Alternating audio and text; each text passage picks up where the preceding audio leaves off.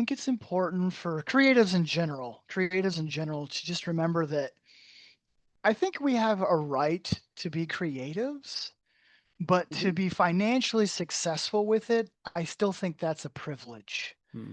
And I think that that's something that we need to be mindful of.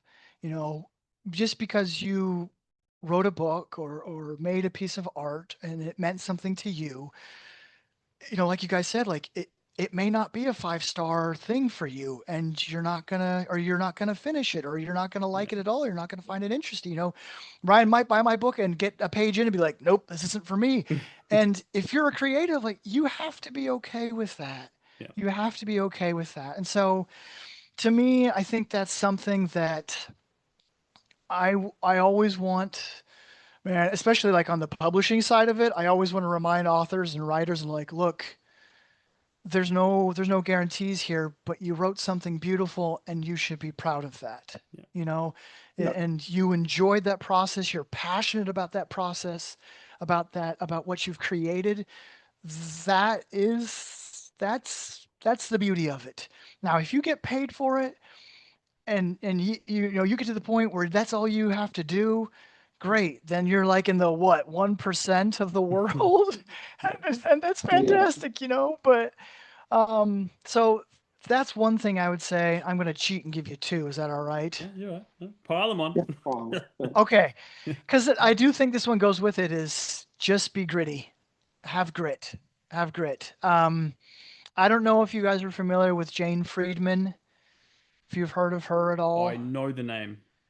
Definitely Okay, heard so the name. she's really big in the publishing industry and she works independently and she has a lot of information across all of her social media and her books, including a book called The Business of Writing.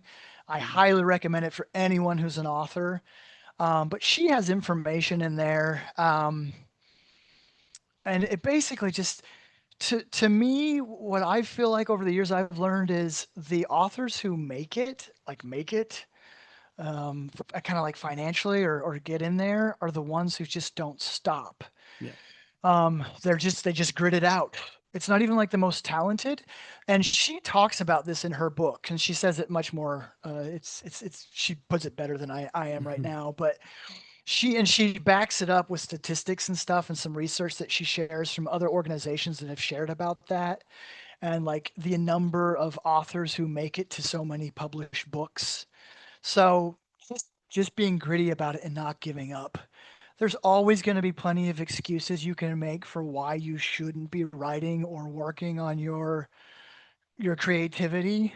You can always come up with those. We all have full lives, we all have busy lives, and I don't mean to be insensitive when I say that because I know it's worse for some than others Yeah. for various reasons.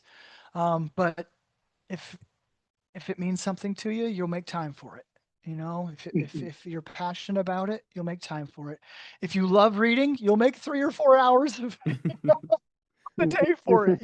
Like you will find time for that because Yeah. you'll sacrifice other things for it that you can. So 100%. um, 100%. I yeah. I used to, like, I'm a big gamer, and I Mhm. used to stay up really, really late, to like 1, 2 in the morning just playing video games. And now I'm like, I say I go to bed at 7:30, but I still stay up to 1, 2 o'clock in the morning, but I'm reading instead. I play my games in the morning and then I read. Like, I have my set routine, and I find that ever since I've started doing that, I'm getting so much more enjoyment out of reading than I ever have. So yeah, you're right, 100%. If you love something, you'll make time for it. Yeah. Mhm.